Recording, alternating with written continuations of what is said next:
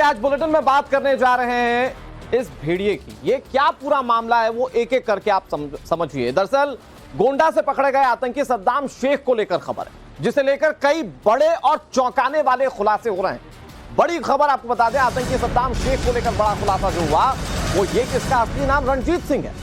मुंबई में धर्म परिवर्तन कर रंजीत सद्दाम शेख बन गया था। 2020 में सद्दाम रेडिकलाइज होकर अलकायदा से जुड़ा। पाकिस्तान और कश्मीरी आतंकियों के संपर्क में था सद्दाम। लोन वुल्फ अटैक करना चाहता था, यानी कि अकेले किसी आतंकी वारदात को अंजाम देना चाहता था।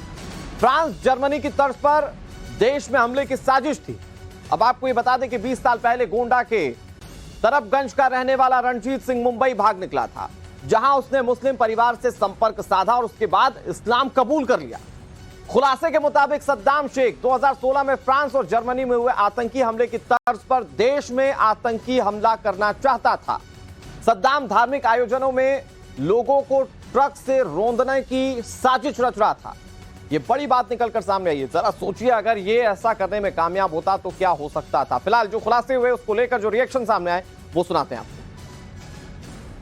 तो हमारा डाटा इसके लिए उसे चला गया। हाँ, उसके पिताजी ने उसको मारा पीटा, उसका पैसा वैसा निकाला था पिताजी का आपने, फिर उसको मारा पीटा, फिर उसके बाद में वो घर छोड़ चला गया, फिर वापस आज तक आए ही नहीं। पुलिस आए थे कल परसों में? कोई परसों आया। क्या पूछे थे? पूछना कि वो भगवान सिंह जो है उसके लड़का क्या रंजीत नाम है उनका? हाँ, तो वो कहीं कहाँ रहा था भगवान ने? तो उनका वो बलाल रहा था, मुंबई में रहा था। रंजीत का कोई पता नहीं, रंजीत का वो खुद ही आता है, लेकिन उनका पता नहीं, वो जानते नहीं कहाँ है वो। भगवान दीन हमारे पड़ोसी हैं। जैसे हमारा घर आगे है वो लाइट जल रही है, तो इनका मकान ये है, इनके भाई का मकान ये है, इनके चचेरे भाई का मकान ये है। तो हम भगवान दीन के बारे में इतना जानते हैं कि उनको गांव से किसी से मतलब नहीं है। 3 भाई थे क्या? रंजीत उर्फ सद्दाम के परिवार या फिर उसके घर के आसपास के रहने वाले लोगों की प्रतिक्रिया हमने आपको सुनाई। चलिए अब आपको ग्राफिक्स के जरिए जल्दी से बता देते हैं कि आतंकी सद्दाम पर क्या बड़े खुलासे हुए हैं। खुलासा नंबर 1 आपके सामने टीवी स्क्रीन पर, और ये खुलासा दरअसल ये कहता है कि सद्दाम शेख, जिसे आप अब तक इस आतंकी के नाम से रूप में जान रहे थे, उसका असली नाम जो है वो रणजीत सिंह है। खुलासा नंबर 2, यूपी के गोंडा जिले का रहने वाला है सद्दाम, यहीं इसकी परवरिश हुई है। खुलासा नंबर 3, धर्म परिवर्तन कर रंजीत से ये सद्दाम शेख में कन्वर्ट हो गया था। खुलासा नंबर 4, मुंबई में धर्मांतरण कर ये सद्दाम शेख बना था, एक मुस्लिम परिवार के संपर्क में आया था और उसके बाद ये मुस्लिम धर्म में कन्वर्ट हो गया था। 20 साल पहले गोंडा से भागा था ये मुंबई। जो जानकारी निकलकर सामने आ रही है कि 20 साल पहले मुंबई भागा था, वहां से धर्मांतरण किया था। पिता से नाराज होकर ये घर से भाग गया था और उसके बाद उसने मुस्लिम धर्म को अपनाकर आतंकी साजिश रचना शुरू कर दी। बेंगलुरु की कंपनी में ड्राइवर का काम ये किया करता था, एक छोटी सी नौकरी ये किया करता था। 2020 में आतंकी संगठन अलकायदा से ये जुड़ा था। रेडिकलाइज होकर इसने अलकायदा में जुड़ने का फैसला किया था। पाकिस्तानी आतंकियों के संपर्क में ये लगातार था और देश में एक बड़ी आतंकी साजिश ये रच रहा था। लोन वुल्फ अटैक करने की फिराक में था सद्दाम। लोन वुल्फ यानी कि अकेले किसी बड़े आतंकी हमले को ये प्लान कर रहा था। 11वां खुलासा, फ्रांस जर्मनी की तर्ज पर हमले की प्लानिंग की जा रही थी। फ्रांस और जर्मनी में आपको याद होगा आतंकी हमले हुए थे, जहां पर एक शख्स ने कई लोगों को रौंद दिया था। उसी तरह की हमले की प्लानिंग थी। मोबाइल से आतंकी घटनाओं के बारे में जानकारी इकट्ठा किया करता था। खुलासा नंबर 13, फ्रांस जर्मनी के आतंकी घटनाओं के वीडियो इसके फोन से बरामद हुए हैं। 14वां खुलासा, वीडियो में आतंकी लोगों को ट्रक से रौंदते हुए साफ तौर पर देखा जा सकता है और ठीक इसी तरीके से यह प्लान भारत में आतंकी घटना को अंजाम देने का बना रहा था। पुलिस रिमांड के दौरान सद्दाम शेख से कई ज्यादा खुलासे हुए हैं जो कि हैरान करने वाले हैं, और अब इन खुलासों के बाद कैसे कार्रवाइयां की जाती है ये देखने वाली बात है। अब आपको ये बताते हैं कि आखिर लोन वुल्फ अटैक होता क्या है।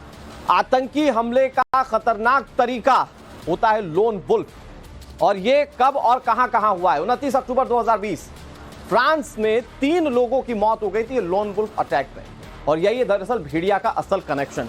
अब आपको और बताते हैं कि और कितने हमले हुए। 12 जून 2016 को अमेरिका में 50 जानें चली गई थी इसी लोन वुल्फ अटैक की तरह। और अगली स्लाइड में आपको बताता हूं, 2 दिसंबर 2015 अमेरिका में 14 लोगों की मौत हो गई थी। तो विदेशों में इस तरह की घटनाएं सामने आती हैं और ये देश के अंदर रचने की ये साजिश रचने की कोशिश कर रहा था। 14 जुलाई 2016 को फ्रांस में 86 लोगों की मौत हो गई थी। 16 दिसंबर 2013 को वॉशिंगटन में 12 लोगों का मर्डर किया गया था और ये लोन वुल्फ अटैक ही था इन देशों में। 16 दिसंबर 2013 को वॉशिंगटन में 12 लोगों का मर्डर किया गया था और इस तरह से एक बड़ी वारदात को ये देश में रचने की साजिश रच रहा था।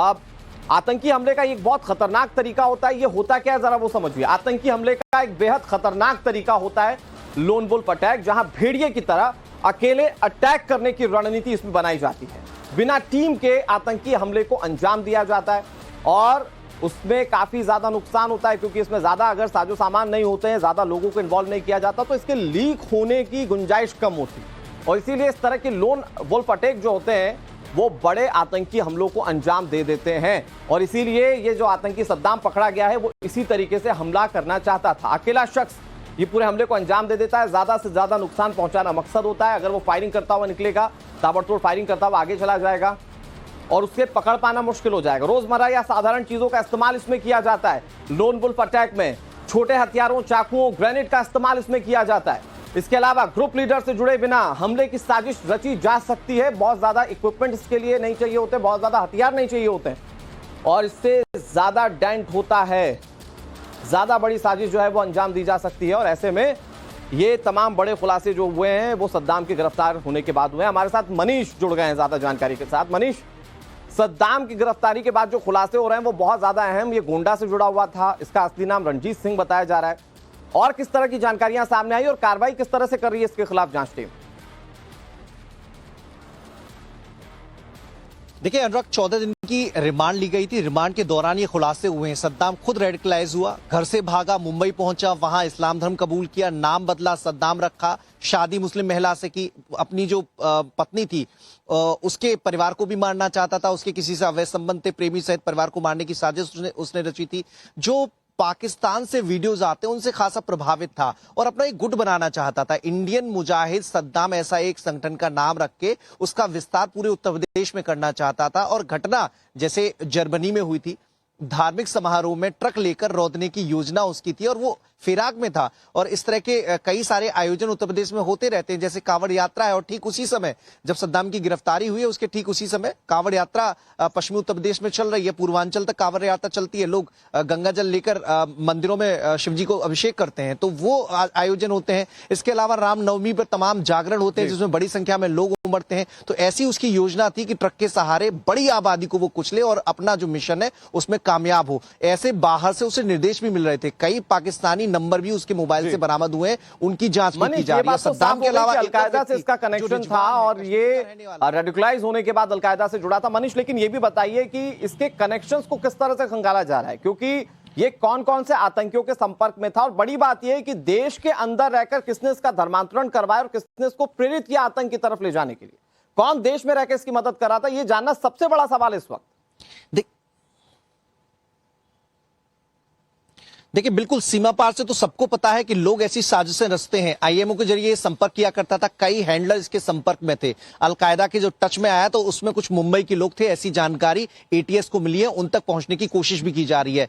फोन नेटवर्क के जरिए किन किन लोगों के संपर्क में था, आईएमओ का अगर कोई ग्रुप बना था तो उसमें कुछ यहाँ के लोग भी शामिल थे, देश के लोग भी कुछ शामिल थे, उन तक पहुंचने की कोशिश में एटीएस जुटी है, क्योंकि उनकी भी भूमिका हो सकती है। और ये अपने संगठन से ज्यादा लोगों को जोड़ने का उत्सुक था, उसमें युवा खासतौर पर शामिल थे अनुराग। तो ऐसे में कोशिश की जा रही है कि जिन लोगों से इसने बीते 6 महीने में संपर्क किया है, लगातार जिससे चैटिंग होती रही है, वो लोग एटीएस के टारगेट पे हैं, एटीएस के रडार पर हैं, उन तक पहुंच बनाने की कोशिश की जाएगी।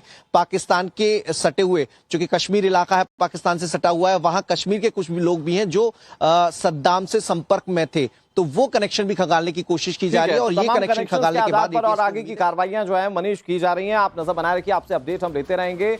फिलहाल ये सनसनीखेज खुलासे हुए हैं जो देश में आंखें खोल देने वाले हैं कि इस तरह की प्लानिंग भी रची जा रही है, देश के अंदर रहने वाले व्यक्ति इस तरह की प्लानिंग रच रहे हैं सीमा पार से जुड़े कुछ आतंकियों के साथ मिलकर।